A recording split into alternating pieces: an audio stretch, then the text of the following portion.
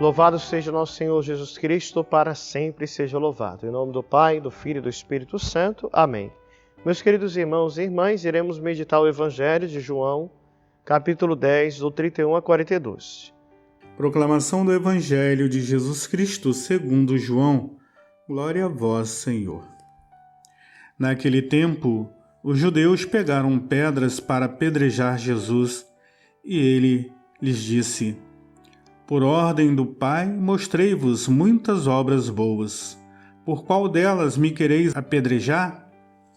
Os judeus responderam: Não queremos te apedrejar por causa das obras boas, mas por causa de blasfêmia, porque sendo apenas um homem, tu te fazes Deus. Jesus disse: Acaso não está escrito na vossa lei? Eu disse: Vós sois deuses? Ora, ninguém pode anular a Escritura. Se a lei chama deuses as pessoas às quais se dirigiu a palavra de Deus, por que então me acusais de blasfêmia? Quando eu digo que sou o Filho de Deus, eu a quem o Pai consagrou e enviou ao mundo? Se não faço as obras do meu Pai, não acrediteis em mim. Mas se eu as faço, mesmo que não querais acreditar em mim, acreditai nas minhas obras, para que saibais e reconheçais que o Pai está em mim e eu no Pai.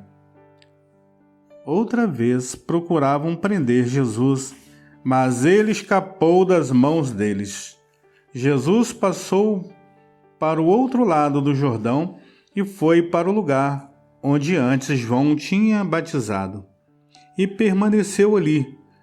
Muitos foram ter com ele e diziam: João não realizou nenhum sinal, mas tudo o que ele disse a respeito deste homem é verdade. E muitos ali acreditaram nele. Palavra da salvação, glória a vós, Senhor.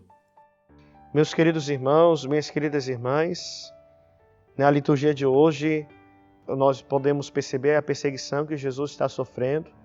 Querem matá-lo, querem calar a sua voz.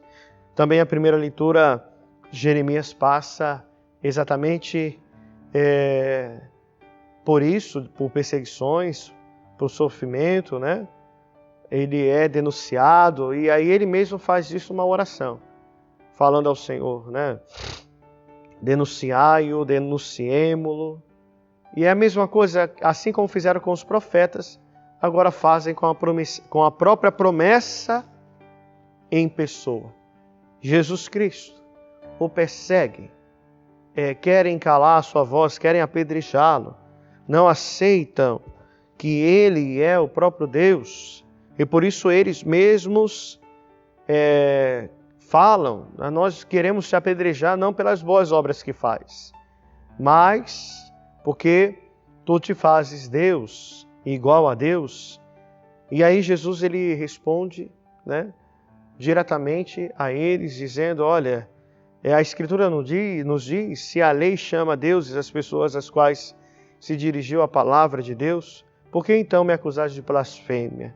Quando eu digo que sou filho de Deus, eu a quem o Pai me consagrou e enviou ao mundo, né? Jesus deixa muito claro as coisas aqui. Ele é o enviado do Pai. Ele é aquele que veio para estabelecer um reino, mas não um reino provisório, um reino que se desfaz com o tempo, não. Ele veio realizar o seu reino no nosso coração, que é a libertação do pecado e a redenção da nossa humanidade. Nele somos redimidos. Nele nossas feridas são curadas. Nele a nossa vida se estende para a eternidade. A gente não tem, não pense que a nossa vida é como as histórias que estão escritas nos livros. Nas histórias sempre há um ponto final. Há sempre contos que se acabam. Mas a nossa história não, meus queridos. A nossa vida não se acaba com a morte. Não é o ponto final a morte. E é isso que o Senhor vem nos mostrar.